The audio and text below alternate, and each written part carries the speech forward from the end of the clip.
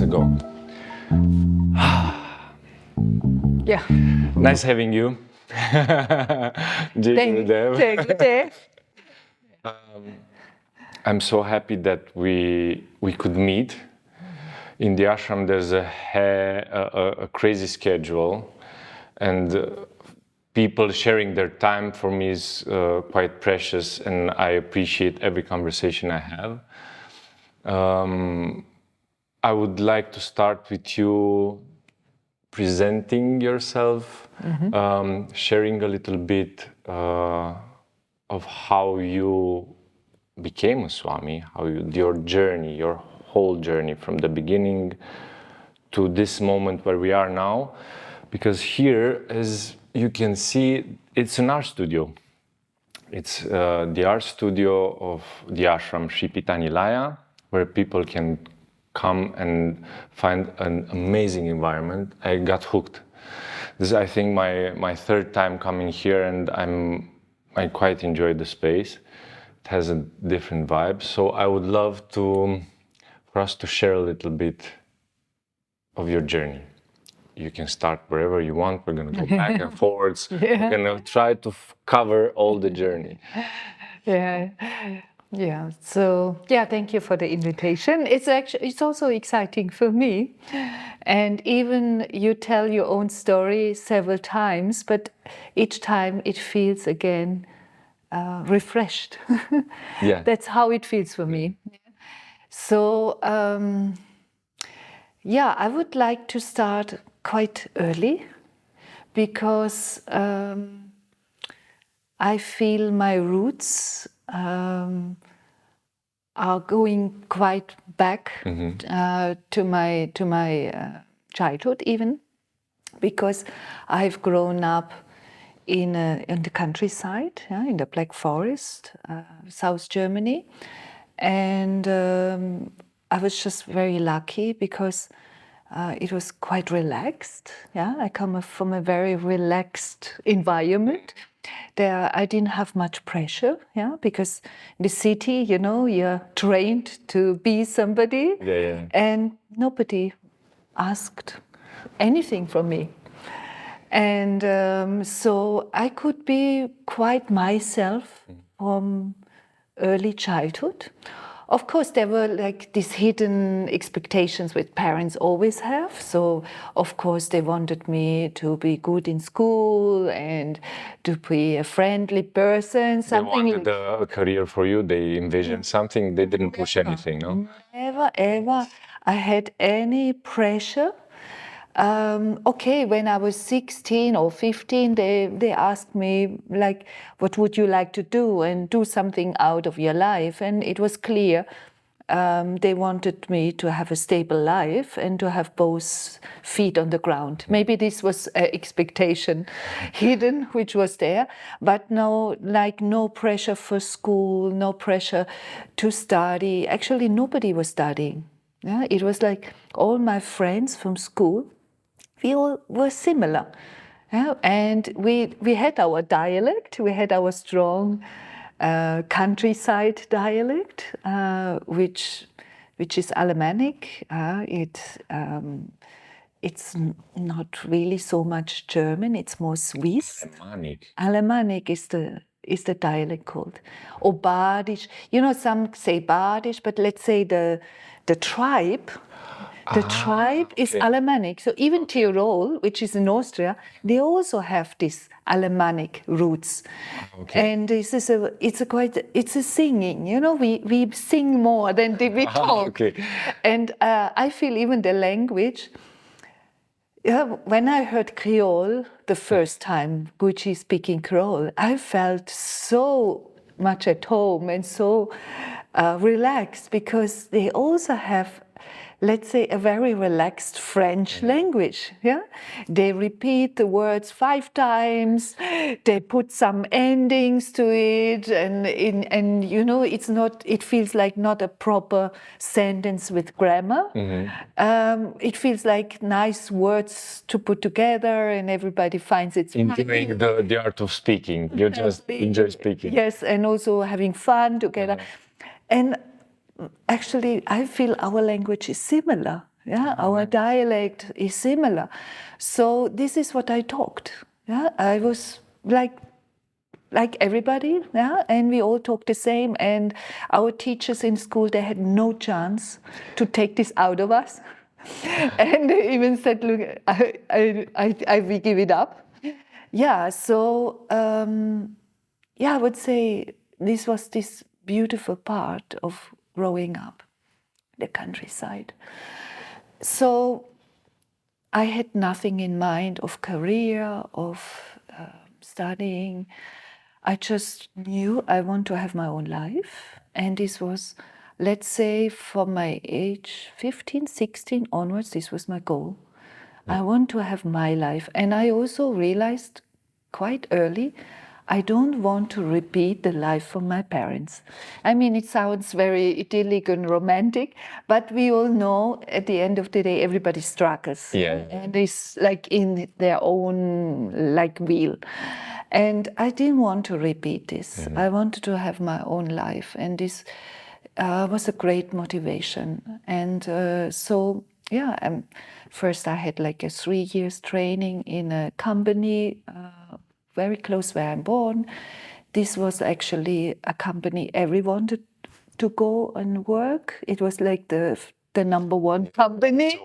So if you have like, if you start there, you have like, yeah, you did it. Yeah. You will get easily jobs. That's the goal. That's the goal. Yeah.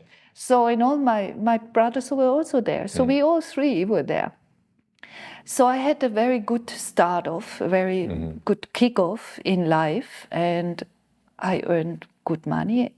Quickly, I earned more money than my father because, yeah, it was a good company, and I was young, and I was flexible, so I had good job. They offered me a very good job after this 3-year training, and yeah, and then I realized I have more money than my father ever got monthly. And this, actually, I felt a bit ashamed, to be honest. This was a kind of weird... He felt it in any way? He felt it? Or it was just from your side? He never talked about it. He never talked, yeah. He was the silent person. Yeah, my mother was the active communication person. He was more silent. I would say it was... I don't think it was really a big problem for him. No, because he was easygoing with it. Yeah, he was happy. So it was not a pressure like you felt it. No, again, no pressure. Yeah, there was no pressure that to be somebody because they were simple themselves in the countryside. Of this, he even had to change jobs, and so this gave me, let's say, an inner freedom. I got this inner freedom on the way, at least about my life. So even there was not much pressure to marry. Of course, every parent wants it. Of course. Because everybody wants it, but it was But it was not a big thing. Yeah, so therefore one step led to the other. I got bored in that company. I thought, I will not do this my whole life. And even I have so much good money, I can whatever do. And I wanted to study. And I found out about this art therapy. And before, I had no connection to it. I was never involved in anything like art therapy. I just loved drawing and painting as a child. I had phases in my life as a child that I was just drawing and painting, one after the other.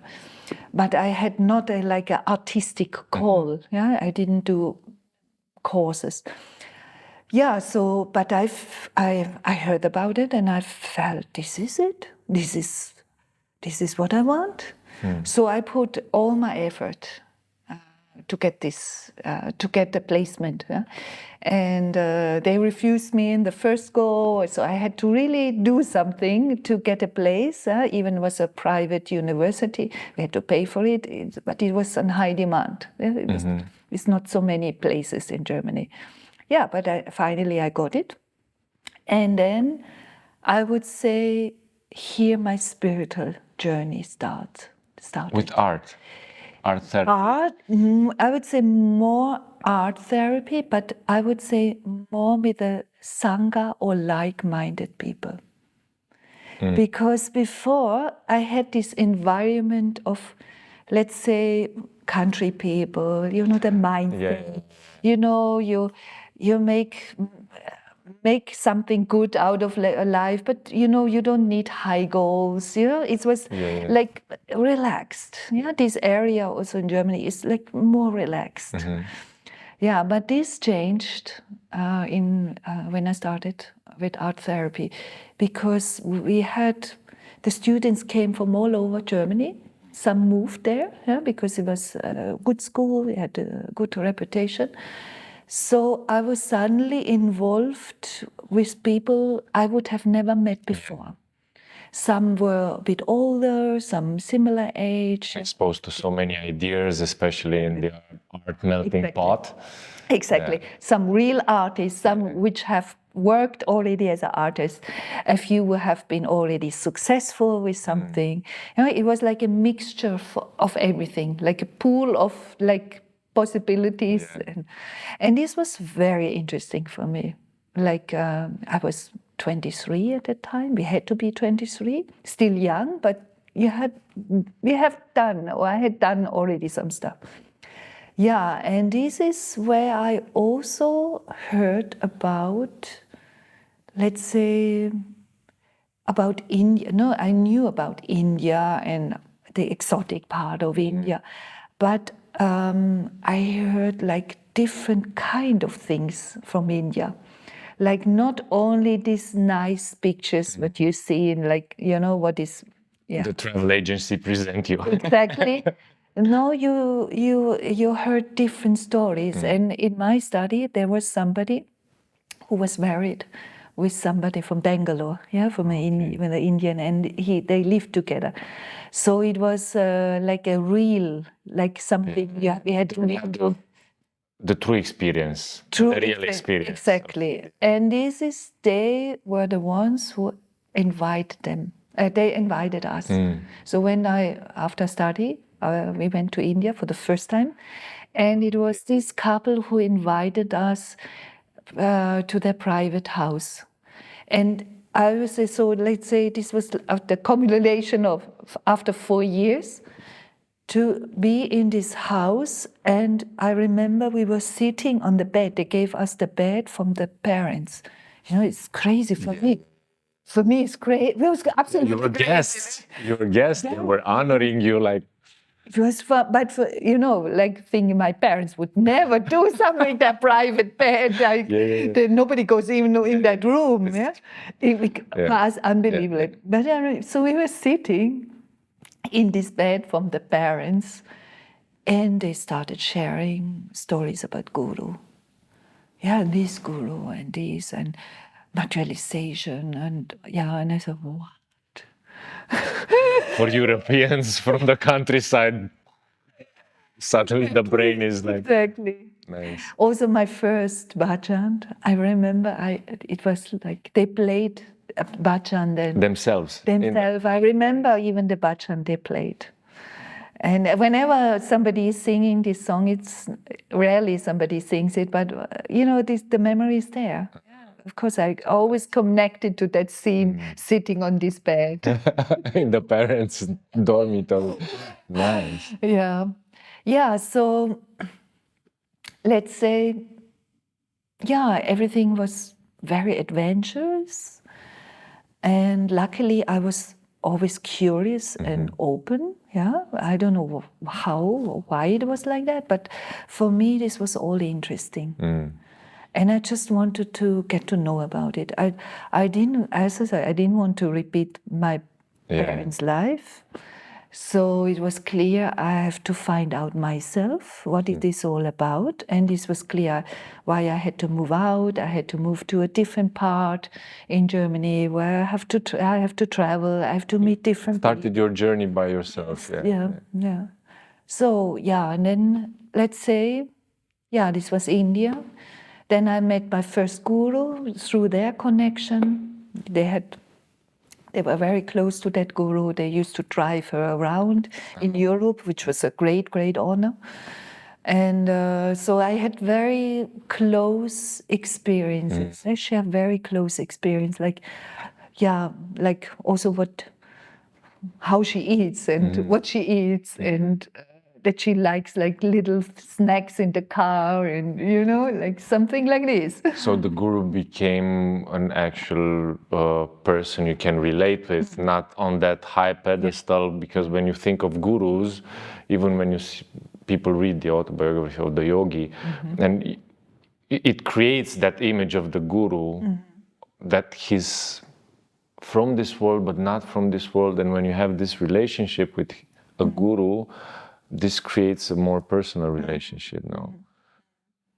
It was much more direct. It was a direct experience, and because I knew her, we studied together, so it was, of course, fascinating, but it felt like it's possible to have a relationship, something like this. Yeah, and so this was the first experience I had with this first guru, and I felt very much at home. This was also an experience I will never ever forget. So we went to this ashram. It was in South India, in Kerala, and so we entered this territorium or this place, and there was also a bhajan playing. It was a Krishna bhajan playing, and we came and we just dropped our bag, and I thought I felt like in a different world. I mean, you cannot imagine something like this atmosphere of an ashram.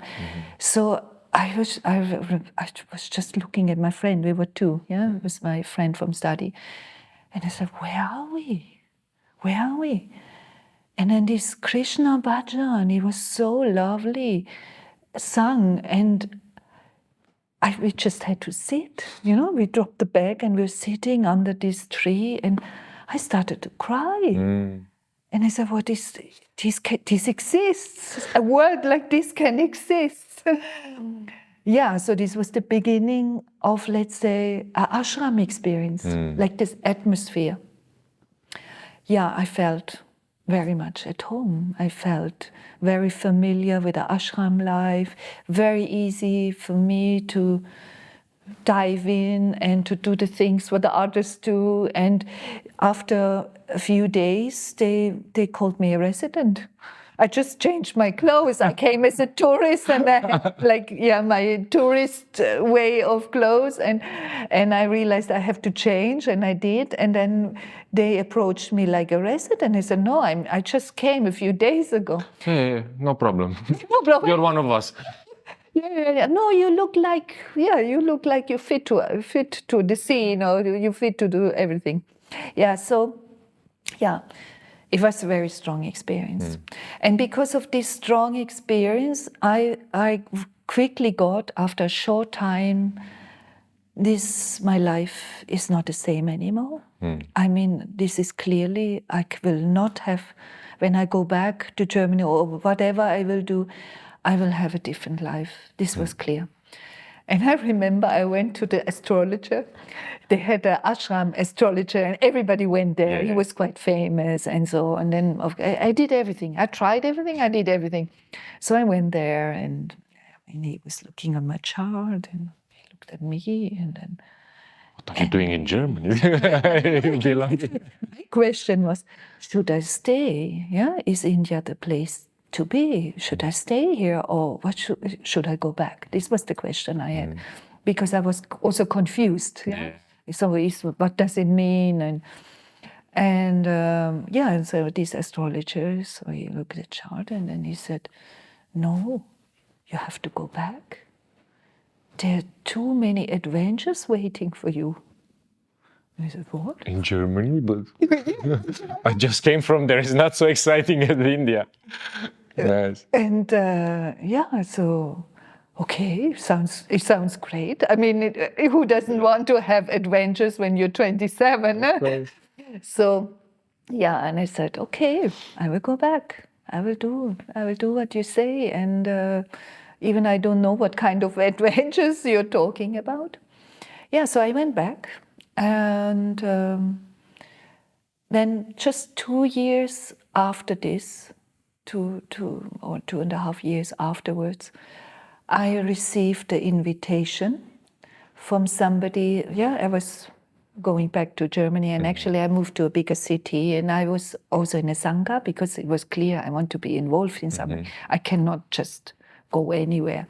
So I was in a Sangha, and from this Sangha, one of the contacts, they called me and invited me to meet a young Mauritian yogi. And I said, a young Mauritian yogi? Okay, I will check my calendar. But I was, to be honest, I was not so open because I was dedicated. I was really loyal. I was happy, you know. I felt I found my way. I was already changing. I had different people around me. So it was a good phase in my life. So, and then I got also other invitations. It was not the only one. Yeah, there was also an invitation from another guru. It was not the guru himself, but a kind of a disciple who was sent to travel around, who also had a lingam, a materialized lingam. And I knew about this already, even it was, yeah, I could not really connect to it so much, but I was, let's say, leaving it like it is, yeah, not, yeah, just how it is. Yeah, but with this young Mauritian yogi, I thought, oh my God. What to do? What to do? Yeah, I was traveling in India. I was on the Kumbh Mela in Haridwar. I saw the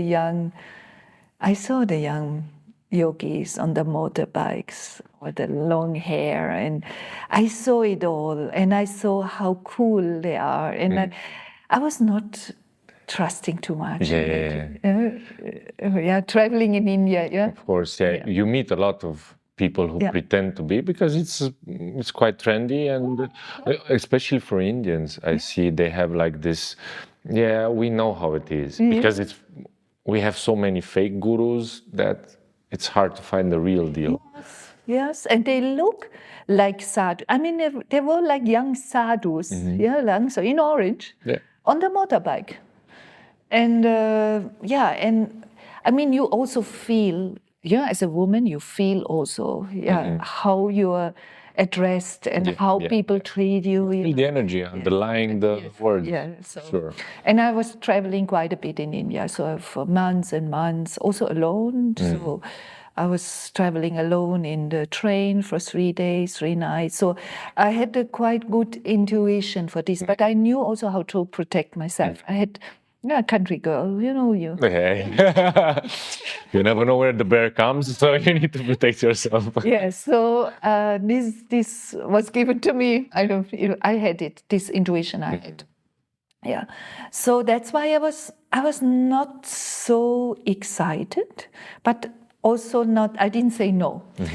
So what happened is, like, they kept on inviting me, and I didn't have really time. Yeah, or I could have made it, but because of work, it was slightly complicated. So they realized my resistance, and there was one incident, I will never forget this. And so we had this bhajan evening, Friday evening, and I was a bit early, and the person set up the altar and everything. And she started talking about this young Mauritian yogi. And I said, yeah, it's nice. And then she felt my resistance, and then she said, look, he's so young, he's beautiful, and he can materialize. And I thought, oh my God, leave me alone. Just leave me alone.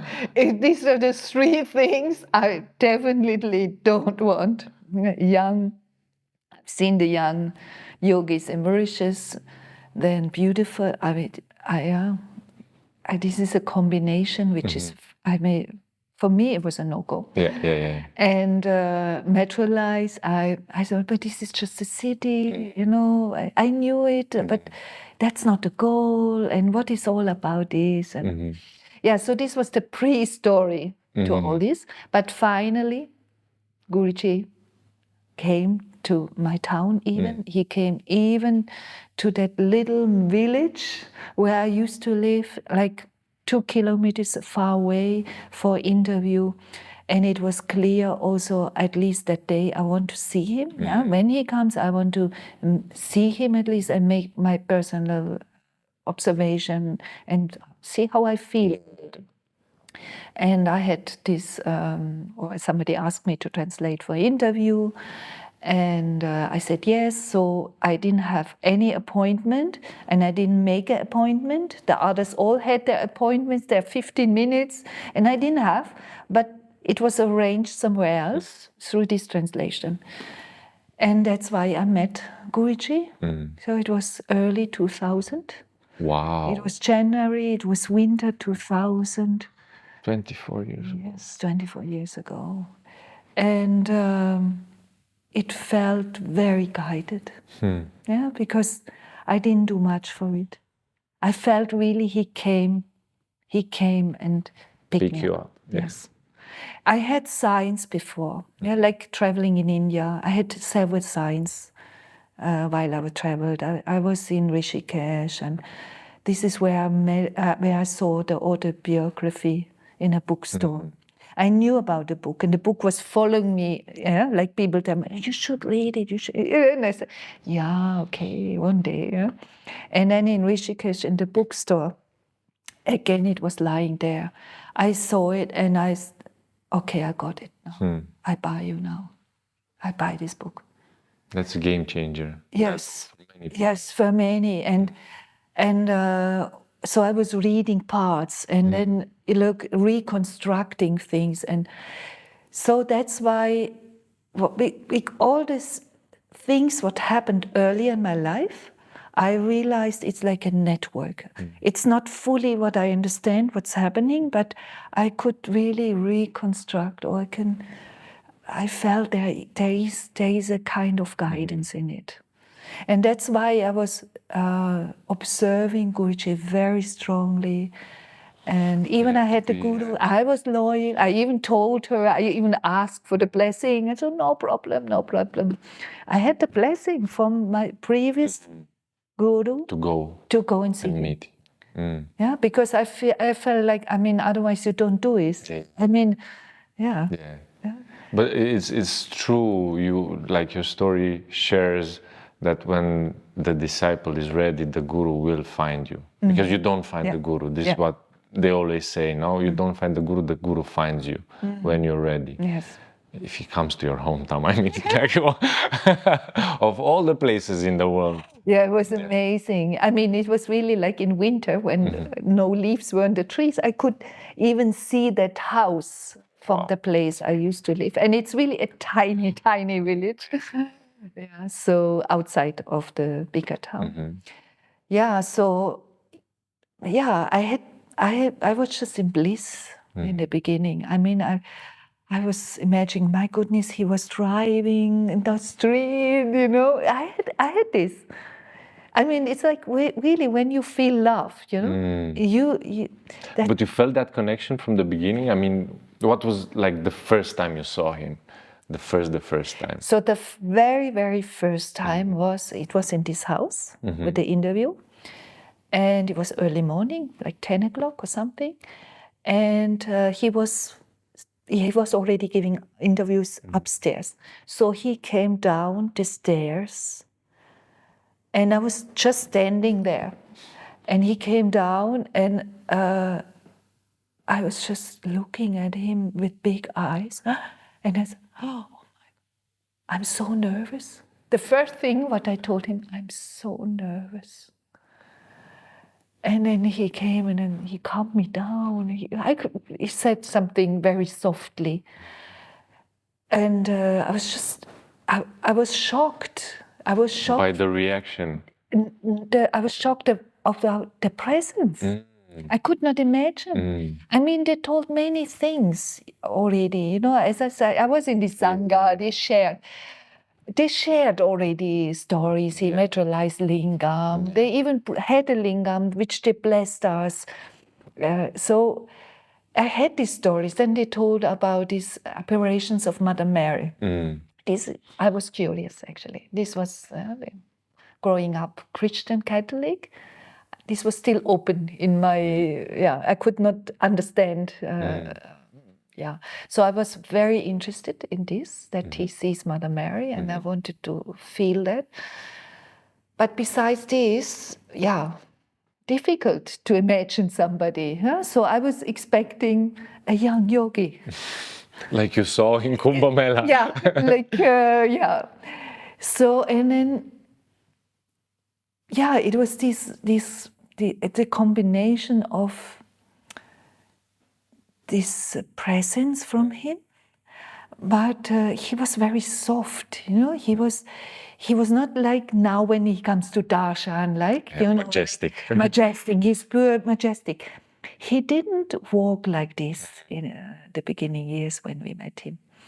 There was always a very, let's say, this dignity was always very strong, but subtle and soft. And of course, it was also the beauty. I mean, he's radiating. His radiation. I mean, this face is just not a normal face. And you can see it. You can see it. So maybe all the senses which were like, ooh, what is this? And his hair open, and he had jeans and a jumper. The jumper he still has. He kept the jumper.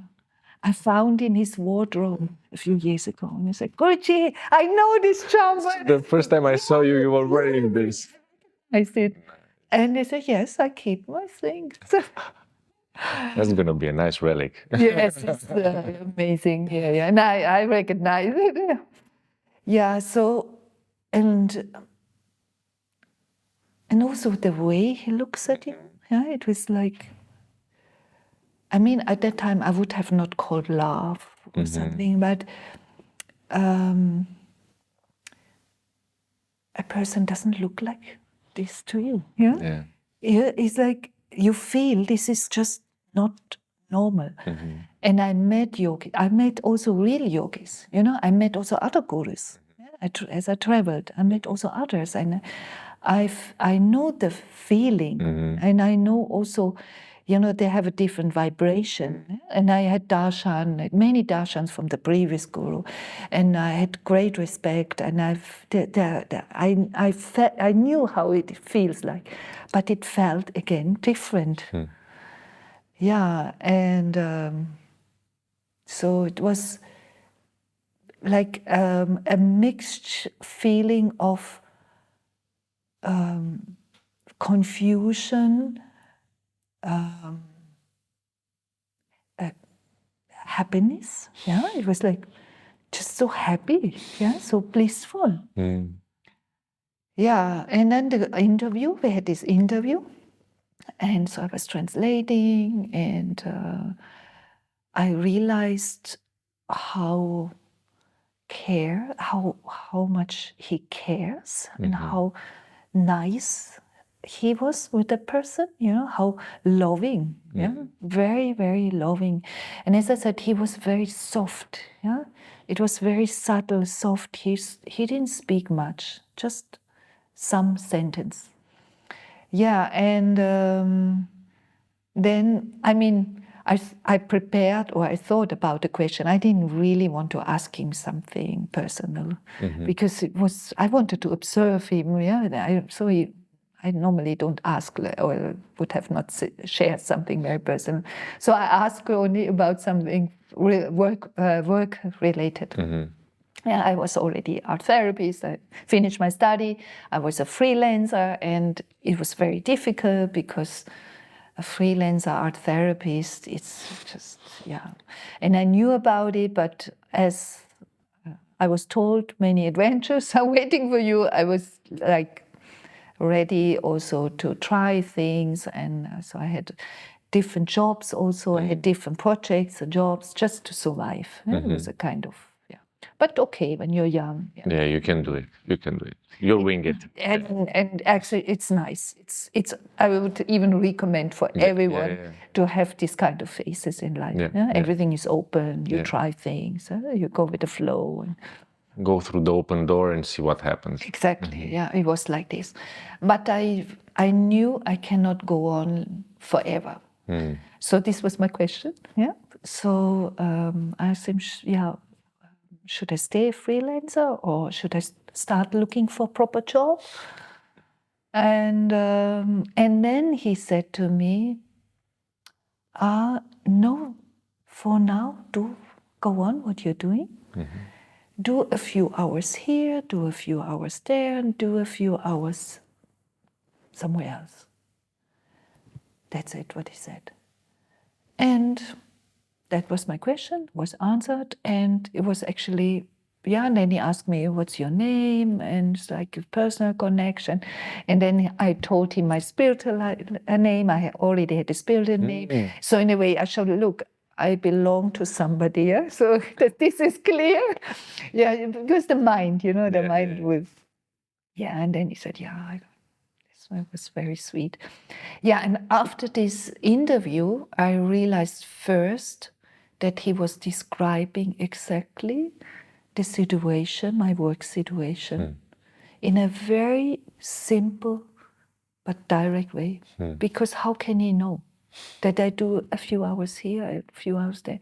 He was exactly what I was doing. I had a few hours for this project, I had a few hours for that project, art therapy project, and I had some hours where I was working to survive. And so this was what I understood. Okay, I will not change anything, I will go like this. And this helped me later a lot because I was flexible. I could travel where I want. I could still go to India. I could see him as much as possible with a proper job. I mean... What else could you ask for, honestly? To have time to do this type of activities. Exactly. And still support yourself. Exactly. It's amazing. And then I was just in bliss. Something happened inside of me. And in the evening, we were in a church in the Black Forest, and this was also funny that there was a caretaker, and this caretaker, she came from my village, which is 60 kilometers further away. When I told my mother about it, she said, but there is this Teresa, and she was the one who took care of my grandma in the last days of her life. It was like, always like, and she was present, this nun, she was present when Guruji had the apparitions of Mother Mary and Jesus. So she was blessed. She was blessed without knowing. She didn't know what's going on, but she was just walking, and she was a bit lame, so she was just walking sometimes to put a candle on or something like this. And then I thought, wow, this is What are the chances? I mean, really? Always this network. Whatever happened, I felt always a network. And as I said, I was just in bliss, and I felt like I want to see him again. And so I did my part to stay connected. And then even 2 months later, or maybe 6 weeks later, was Shivaratri. So Shivaratri, this was 2000, so 24 years ago, was in Switzerland, in a retreat center on top of the mountain, quite famous in Switzerland. And he called all the people from that town where I used to live, like from that area. He called them all. Suddenly they all came from that town, which was not true. They came like radius from 100 kilometers because he called, and people, he was a magnet.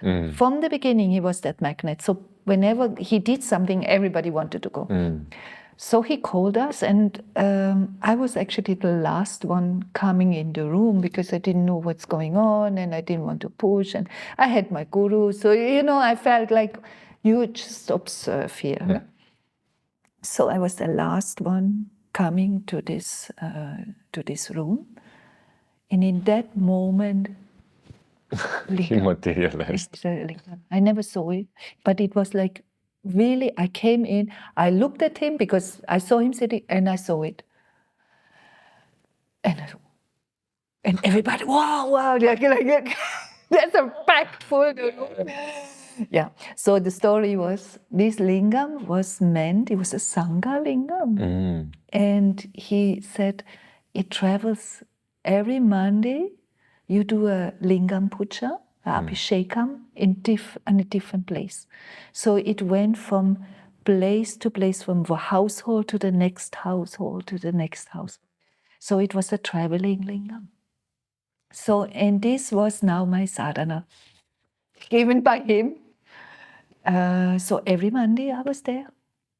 When I made it happen. So Friday was the like from my previous guru, and Monday was like for me the Sangha evening. And you were going through different houses? Yeah. It's always stayed 1 week in a different house. Yeah, in one. Yeah, for those who were present and wanted to have it in their house, they could somehow say, "I want the lingam comes also to me." So that means they arranged everything for puja and also prasadam, and then everybody was invited to come to their place. We did abhishekam there. These lingams stayed 1 week, and then they traveled to the next one. And you were doing the abhishekam? Because probably you were the only one who knew how to do it. No, actually, I knew about puja, but we didn't practice it. It was more a hidden sadhana from the priest. Like I was not active so much. I knew about it, but I was not so active. We came from all different gurus. It was a potpourri mixture from different gurus, and so it was very interesting. Yeah, and but then was also,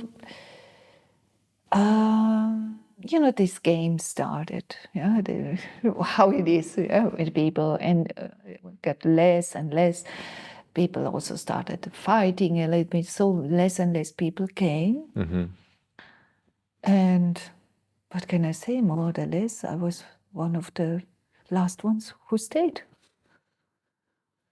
Because I felt everything different, and I didn't really need that lingam to be in my house so quickly. It was after 3 months or something, 4 months it came. Yeah, it was okay, how it is. So it was like it was a filter.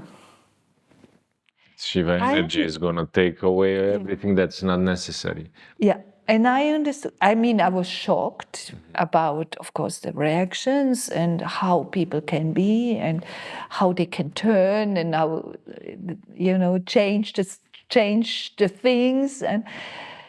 But I learned something at that time. And this was never expect anything from anyone.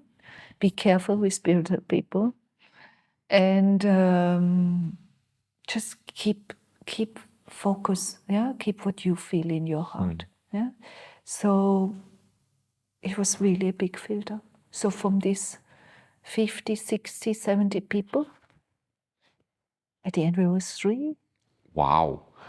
Maybe 3 active and then some more neutral, a few neutral, but and this was a great lesson. From those people from those 3 people, they are still following Guru? Yes. Yeah. Nice. Yeah, they come, they're devotees. He took the ones that were supposed to be for the long journey. And some more neutral there, so later they became also devotees. Yeah, so... That was before Stefan Hor? Much 4. This was 4 years before. Wow. Yeah. So he was traveling through Europe in that time. Yeah. So his base was Switzerland, but also France. He was often also in Paris. He traveled a lot. Yeah, he was always traveling. He was always traveling in Europe. He went to the places. He got invitations, sometimes private. There were no darshans at that time. Like in these years, there were no darshans. We had interviews and bhajan singing. Yeah. Okay, so this was the event, you might say. Yeah. Interviews and bhajans. Yeah, like these beginning years. Also in Switzerland, he was in different places. He got invitation. Like where I used to be invited, where I didn't go, this was in Basel. Yeah, through to somebody who lived in Basel, and actually she offered him also later a flat to live in. So this is like, yeah, it went over the border. Yeah. Yeah, and also Mauritius, yeah. So he was also in Mauritius, and we went to Mauritius, and he invited us to come to Mauritius. And he always told us, oh no, but always, he said a few times that nothing is accidental, and we are actually called. This I remember. This I remember. I thought, what called? Called for what?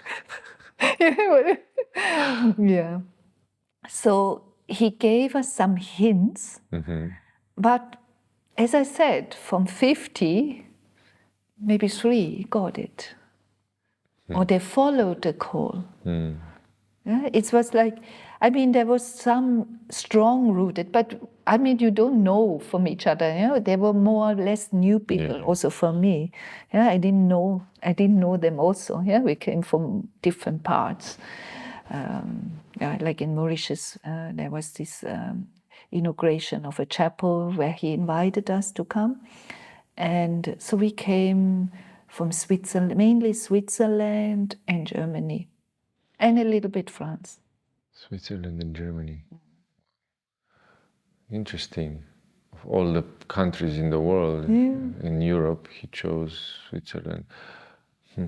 It was at that time Mother Mary said, "Yeah, go to Europe." But I remember there was one message where it is said, where she said, like, "I like Switzerland so much."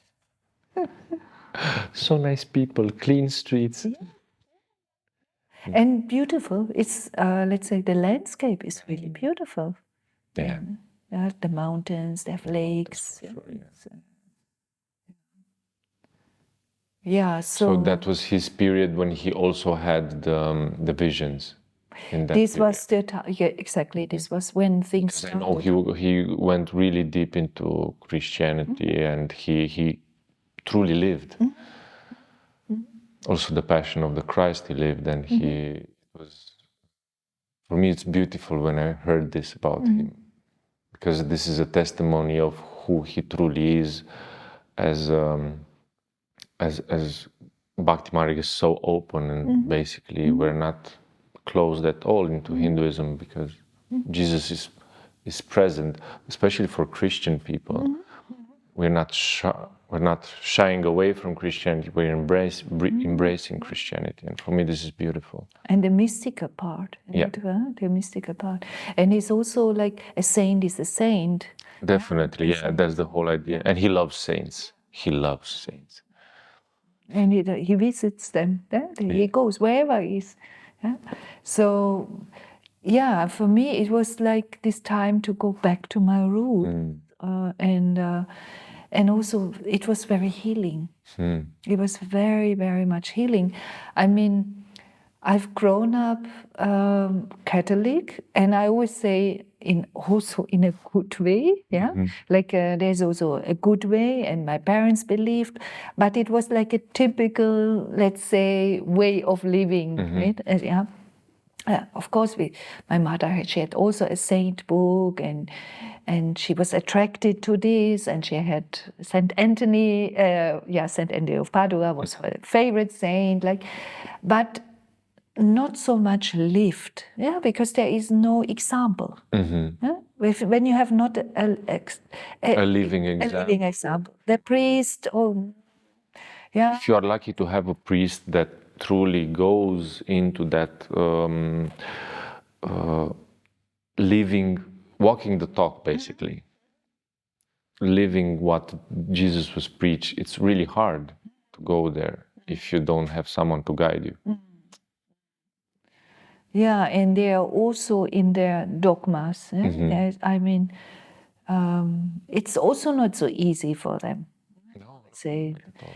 yeah. So,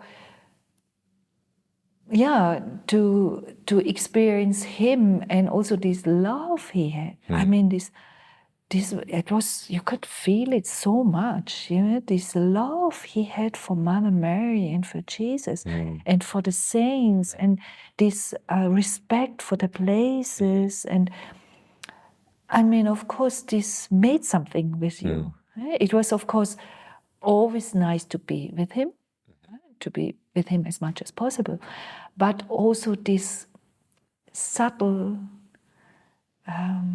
teaching or this subtle guidance. Yeah, and what happened with me. Yeah, I was getting fully in peace. Yeah, with, let's say, with the roots of Christianity. What came later is later, and human make history. This is another story, but the roots is love. The roots is God. Yeah, that's the essence. And this is the essence. Yeah. And that's what I experience in India, because I mean that when you feel this energy, I mean, or when you have these experiences which you have never had before, you ask yourself, what is this? And you start digging, you start reading, asking people, sharing things, sharing experiences. And for me, quickly, Krishna became real. I understood Krishna lived. Yeah? Before, I didn't know. I mean, how can you know who was Krishna or Kali? Yeah. But when I came back from India, for me it was absolutely clear. It's not a myth. Krishna lived. The gopis lived. And these are real stories. Yeah. And this was happening then with Jesus and Mother Mary. Yes, it's real. That's beautiful. Having someone who experiences the love for God so intensely makes God real for you, being in His presence. That's the grace of having a living master, or being in the presence of saints or of true gurus. That's such a beautiful insight, yeah. And subtle. Because it's not like we imagine with rainbows and flying saints or dematerializing in front of you. It's the subtle change that happens inside of you, in your heart, when you stay in their presence. Talking about a rainbow, I even have a story. Actually, I had a rainbow. So you had the story. There's so many stories. I tell you, as I tell, I felt this network, and this I felt it, and I had for me, it was a very strong experience. So I told you, I had my old guru and my previous guru, and I already met Guruji, and I had the allowance to see him as much as possible, which I did. So I was very active. I was active on both sides. I even tried to put it together and so on. And people talk like this and that. But for me, it was clear. I will observe this. I will go, and what I feel, this is for me the reality. So one day, there was a spiritual event in Switzerland. It was French, Switzerland, something like this. Event from the previous guru. So, and I also went there, of course. I cannot remember what it was, but it was a spiritual event. Somebody came from India. And I was driving with somebody from that Sangha, from the previous guru. I was driving to this place. And this person met Guruji. Yeah, he also had an interview, and he was one of these guys which was super excited, like materialization, and look, wow, this what a beautiful experience, and like big words. Yeah. And okay, it's fine. You can express it like this. So I was in the car with him, and he changed his mind. He suddenly was not so convinced anymore and excited. And he only wanted to go back to the previous guru. Yeah, which is okay. Everybody can decide for themselves. Yeah, I had this mixture of people around me. Some stayed, some did both, some did this, and so it was like this. It was shaking. Yeah, it was shaking through all the groups, also Satya Sai Baba group. Everything was shaking.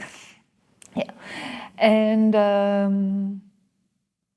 so there was this was an Indian person who was sent from the ashram in India, and he was asked the question about a master who's not real. Yeah, how it is when a master is not real, and how does it affect the people around?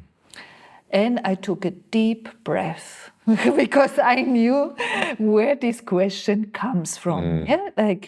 Because this was actually going the doubts of the people. The doubts of the people and the mind and this and that. And so this Indian guy, he was actually quite smart. He gave a beautiful answer, and he shared a story which this guru shared, that actually it is the devotion, and if you have a pure devotion, nothing will happen, everything will go in its way. And so even the guru might be wrong, if your devotion is pure, God will take care. So it was a beautiful, very good answer. And I appreciate, but I felt he was not so comfortable. I felt he was not so comfortable in the way he said it. But I liked his answer, and I said, okay, I can accept this. I like this. And then we left, and I was again in the car with this guy, and he started talking not nicely. So he was like this and that, and then I said to him, look, what are you talking? Just leave everybody in peace. You have your opinion and others have this opinion. Just, why just have peace in yourself. Chill, bro. Chill out.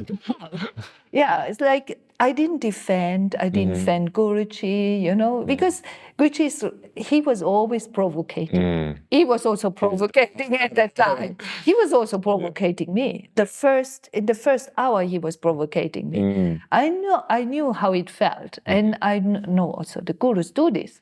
So you have to, do your own homework within yourself. Okay, yeah, and so this guy, he was listening what I said, and he got quiet, and then suddenly a rainbow appeared out of nothing, because you talked about this.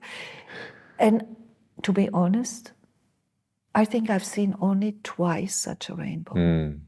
It was flat, the landscape was flat, it was like huge. And under it, everything became golden. Really like in a magic dream, something like this. And I'm only twice. Also once with Guruji in the car. There was also something with a rainbow. And we both felt this was a bit abnormal.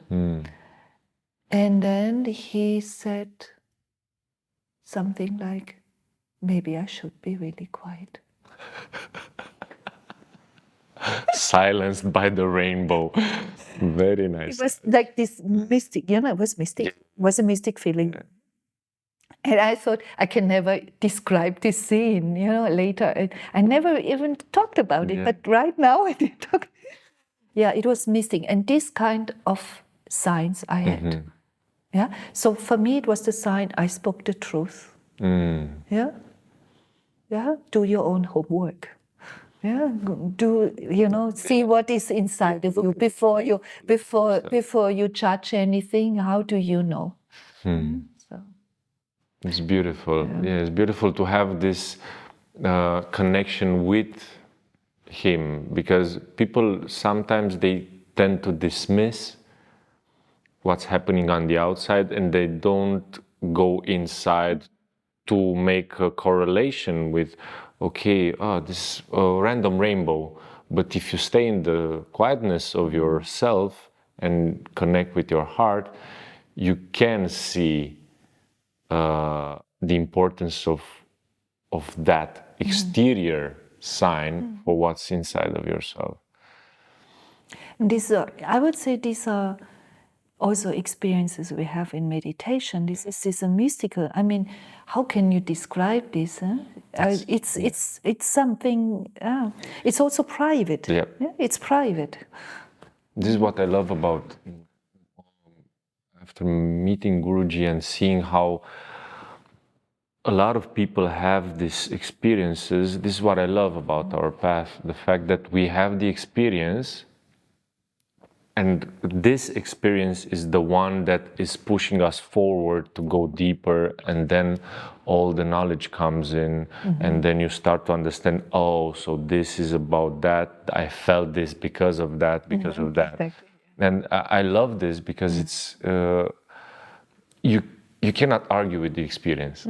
I mean, even if the mind wants to bypass and say, I'm going to construct, it fails because it's beyond the mind. The experience of true love is beyond the mind. The experience of having this presence of the master, having this love that you know for sure doesn't come from you. It's something from deep inside that it gets awakened. It's not a construction of the mind. Even when you fall in love with a person, let's say with your partner, that love has a completely different flavor from the love that God awakens in you, that the master awakens in you. So yeah, do your homework. This is a good one. Do your homework before doing anything. And then, so this is before. And when does the first ashram gets into place? So this was him traveling around, and you started traveling with him, or you just went to events? To events, or I was involved in events, or I got invitation to come, or it was Swamini Drishti, sometimes he spent time there, so I was invited there. So it was like on and off in these years. Sometimes Mauritius, a few times Mauritius, also London, also England, yeah. So it was like different places. And the relationship got built through these interactions somehow. Yes, I mean, I felt something from the beginning, very strongly. I mean, he let me feel it. I feel like he let me feel it. As I said, I have some experiences. So, for example, it's actually an interesting episode. I had a friend who was pregnant. She was pregnant, and the father was Indian. And he finally decided also to move to Germany. And I met this guy in the hospital, when she just delivered, and I wanted to see her. And so this is when I met this guy. And it was super weird because he came inside, and so he came into the room, and I saw him, and I was so shocked. He looked like Paramahamsa Yogananda. And I was like extremely shocked the way he looked. And he saw my reaction because he was like, yeah. And I knew Guruji already 2.5 years. And you know, all these things and were already in the air. So he started talking with me. And he talked a lot, and he showed this and that, and he invited me to meet him privately, and he told me different things. Yes, I was a disciple of Paramahamsa Yogananda in my last life, and you know, we can get together, and we can do a deal, and we can travel to all the ashrams from SRF, and you will meet all your old friends again. And I said, what? and it was, as I said, it was weird, you know.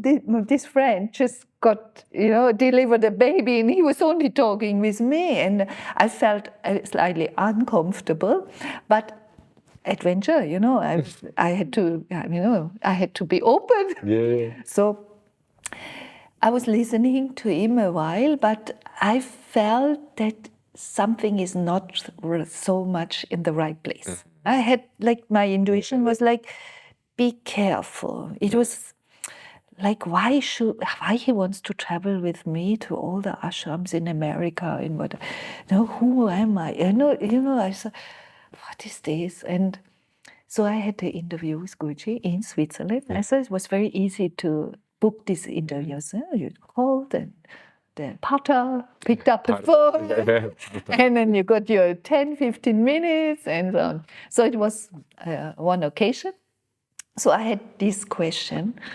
What's with this guy? What is this guy? And Guruji, what does it mean? And all this. And so Guruji, and then I said, look, I met this guy, and he told me this, and I told him about you, but he's ignoring it. So I told the guy about Guruji, maybe, but he was fully ignoring this part. That was actually, which was weird. So I told Guruji, but he didn't react when I said something from you, and so on. And I asked Guruji, so is this true? Was I a disciple from Paramahamsa Yogananda? And then Guruji, he didn't say a word. He was silent, but then he materialized. This typical movement of the hand, he always did. And then he materialized a little photo, size like this.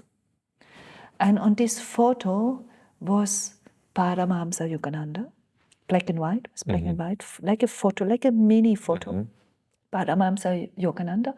And then Guruji in small, tiny, on the chest. And exactly the way he looked at that time with short hair. He had like half hair at that time. He cut it once and then he let it go again. So he looked like that with his half hair. And then he gave it to me. And then I said, but what does it mean? What does it mean now? I still had my old guru, I was still, and then, so this was his answer. Not with words. But for me it was clear. For me this was clear. Even I was like, he was not guru. Guruji was not a guru. He didn't act like a guru. He was our divine friend.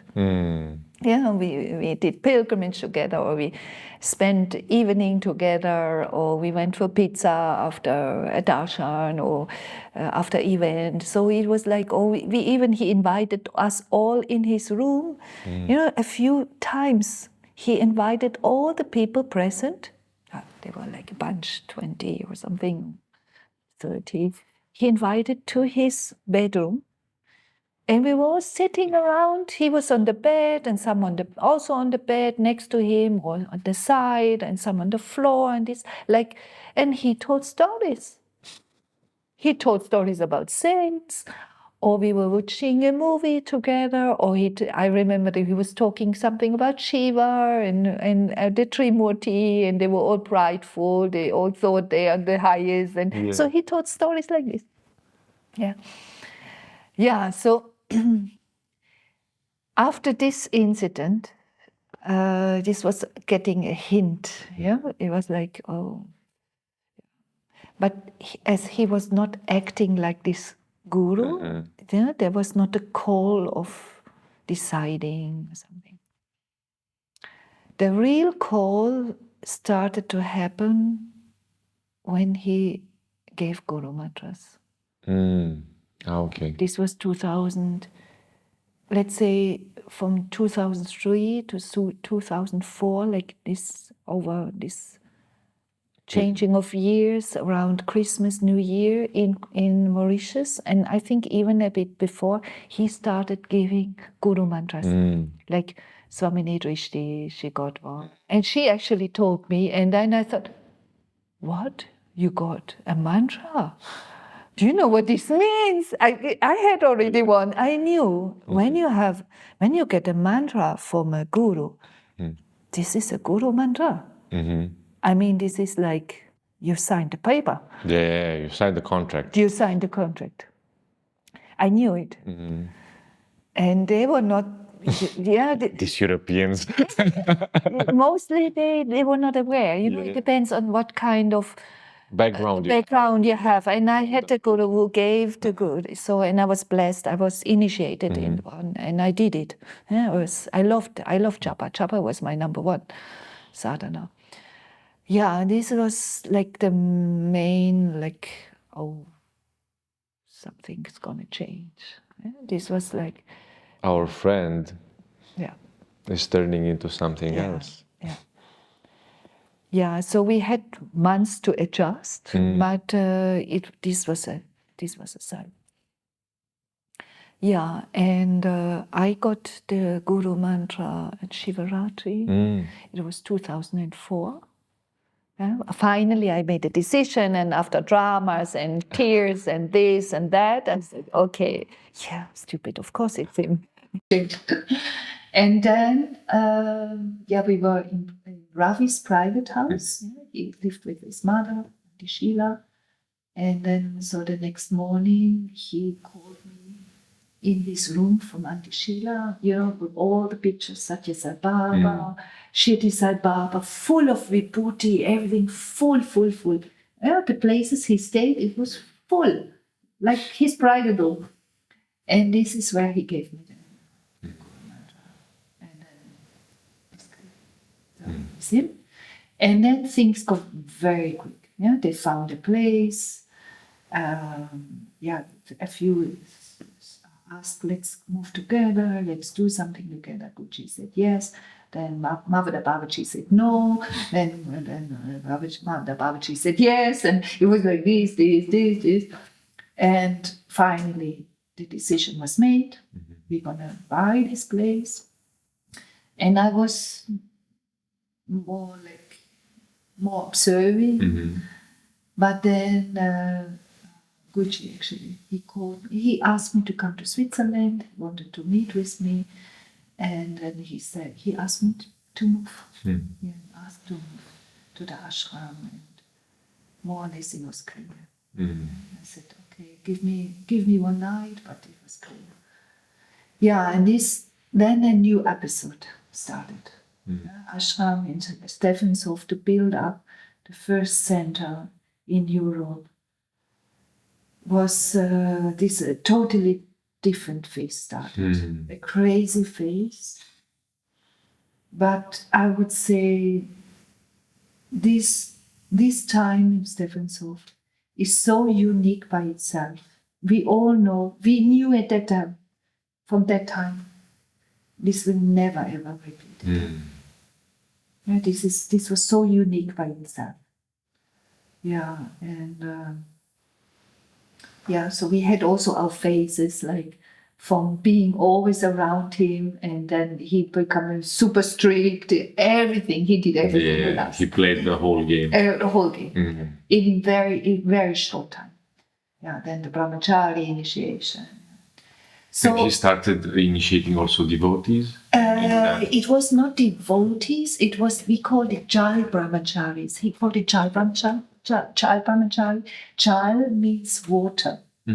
So water brahmachari. That means it was devotee initiation. Yeah, it was like a different name for it. Yeah, so you see, when he started initiating brahmacharis, he also started initiating, let's say, devotees. This is how it started. Yeah, and so 2005, and then 2008, the first swamis. And so, yeah, so three years later, it was his birthday, and he prepared them. He sent them first to London to learn the mantras. Then he put them in silence. You know, they were all in retreat in their room, and for 2 weeks. And I must admit, it was not so easy. It was not easy for me at all. It was only Prabhu's? It was, let's say, the ones we knew were only Prabhu's. But he asked also women, which we didn't know. Either they kept silent, or they later even were not around anymore. So he asked, I know from two. I also know these two. One is not around anymore, and the other one, she kept silent. This was like, she knew why. And when Guruji asked her to become a Swami, she said, no. Swamiji at the time. No, Swamiji, no, you cannot do this with me. And then he said, okay, you have done it enough time. So she later shared with me. And also the first flag, which he used to make the dandas, the sticks, the swamis. He actually has three of them. And the flags is like with the chakra, the conch and the chakra.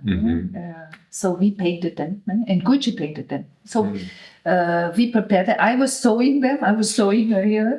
That was it. He said, I need flags. Sew them. So this is how it happened. He told you something and you do it, and you even don't know for what you're doing it. So, and then he was painting them. And so this first flag, for this danda, he gave them to this person. Her name was Gloria. He gave it to her, and I darkly remember the scene. I remember us sitting in the living room. Guruji was often with us in the living room. We were with the Matajis, was the women house already. He was sitting and painting there, preparing. Everybody had to do something. We were sitting around. And she somehow entered the room. We had like a terrace entrance. And she came from that door. And she was passing by to go to the kitchen. It was next to his chair. It was not a big room. And this is how he gave it to her. And then she later told me that he said she knows why. I would say from the history point of view, it's quite important and quite interesting. She kept it silent. She didn't want to do it. She didn't feel like doing it. But still she got the first one. She was a woman. So even she didn't want to do it in this life, it was a confirmation of something. And this, she framed it, and she had it always in her room. And she kept, actually in her flat, she had a small flat, she had to move a few times, and she had this, not a big flat, like three rooms, and the nicest room she kept for Guruji. A few times he came, stayed in her place, and so the bed was only for him, everything was only for him. Sorry. And and when she knew more or less she will go, she packed it, she prepared everything very well. And she gave me the flag, she wrote also a note on each the things, and so it was another confirmation that it was really that flag, the first one. And because I was also painting, I even remember, I can even see the parts which I did and which Guruji did, because it's like the handwriting, you see it. And this is now in our saint museum. Wow. Down. Wow, so nice. Yeah, so it's the one which is down. So it's really historical. Yeah, so this was the time, but we knew and we didn't know. Actually, we just knew who goes to India, and it was who goes to London for the mantras, and it was a busy time. I was in charge of the kitchen, and and we had to prepare the huge event, and it was not so easy for me. But and I knew also it's part of the game. And there's no other way of just accepting and going with the flow if you like it or if you don't like it. Because Guruji, I would say 2-3 years earlier, but in the year 2003, actually he told me something. He told me it was a conversation, a private conversation. And I was a bit confused about a few things. And then he said, out of the blue, he said, yes, one day you will play a big role. I said, what? A big role? What? What should I do? Yeah, I never felt a call or like something like this. I had these signs always, but I didn't know what he was talking about. Yeah, and so as I said, it was, I need to drink something. It's for me always a bit emotional, this part. But I think that's also what can help all of us. He will give us signs. He gives us hints, very subtle. But when things will manifest and how it will manifest, it's a totally different story. And so, in my case, I can say, he gave me signs. He gave me, orange. His orange shawl. And I only mentioned, what beautiful shawl. Do you want it? So he gave it. Or he gave me his orange hat. So he gave these signs. And in a way, I felt something, but it was not concrete. It could go in any direction. And that's what I mean for all of us, whatever it is, And this patience, what we need. In my case, it took nearly 20 years. And even I would not even say that this was the goal. It's just another step, because it's like still you have the things. I have to do my homework. What does it mean? Okay, now we have. Already now my work is done.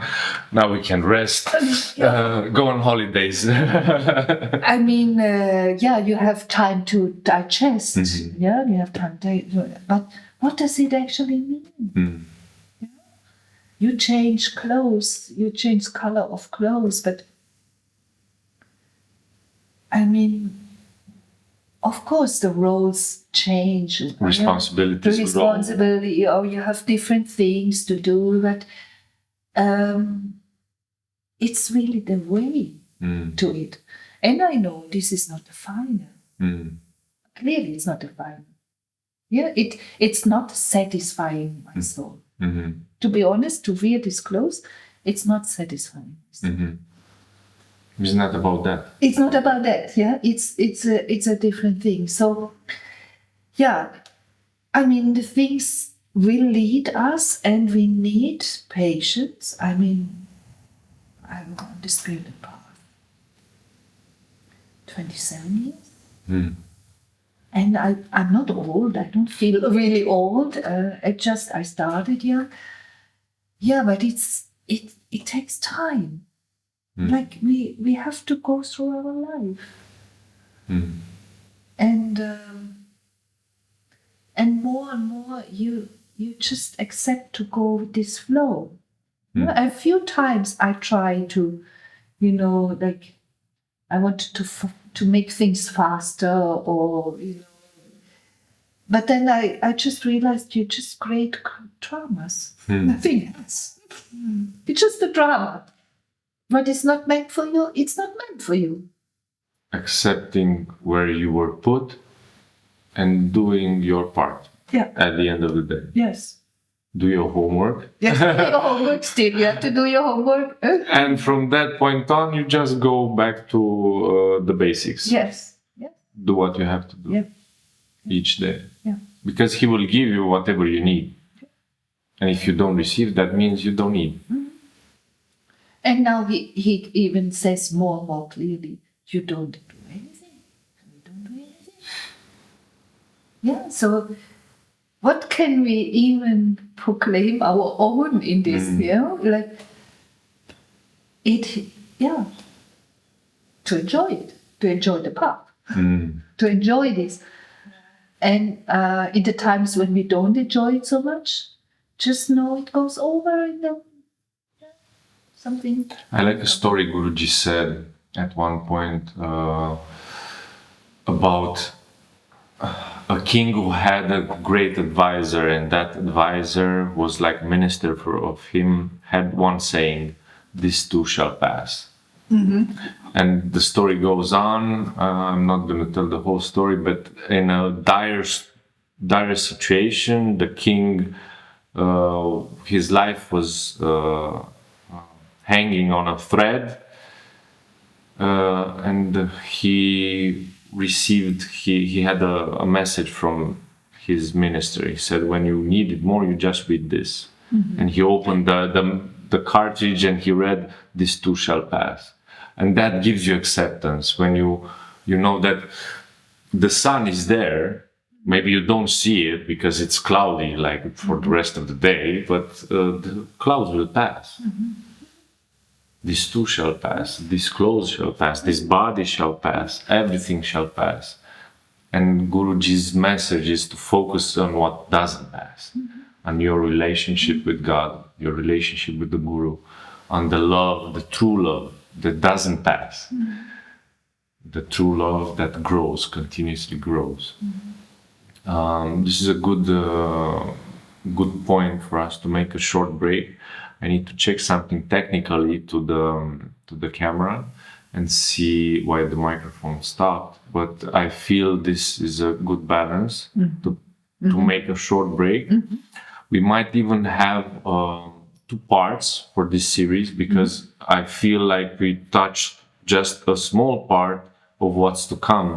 I'm really interested on the transition from friend to guru, what happened with everybody in that period, in that time of Stefansord, and then the transition towards Shree Peetha Nilaya, where we are now, and how the mission has grown, and how Guruji, from hanging out with him in his room, now with devotees all over the world, just trying to get a glimpse of him. And having like, oh, he spoke to me. After, in 1 year, some devotees, I met devotees actually from Japan, and they came here for the first time at Navaratri, and that one of the devotees said, "I've been devotee 4 years, this is the first time I meet him." And I was like, what? Yeah, I always saw pictures and videos of him, but I love him, and he's my guru. So, man, this is crazy. I mean, he never met him. And he felt that love. So there's clearly a growth of the mission. There's a transition in the relationship, and that's what is fascinating for people to find out how it was before. All this closeness, he was so available, and now when he's not available, or we think he's not available physically, how we can cultivate this relationship with him still. Because this is what we feel, and this is what he always tells us. Try to cultivate that inner relationship with God, that inner relationship with the Guru, because the body, these two shall pass, but the legacy will remain. And this would be like a nice testimony over time for people who will watch this, hopefully in years to come, how this transition happened and how this connection actually never breaks. If you have the guts. That's the point. That's the point I would like to touch. How we can build this. Because then you see it if you really have that connection. Yeah, he's gonna test that connection. Yeah. And the situations you're put into, Absolutely. they will get tested. And there were points in the history of Bhakti Marga when that connection was tested and people left. Yeah, And some came back. Yes, in history, but also individually. Yeah, definitely. He will always do it individually. And I feel also quite tested. This is amazing.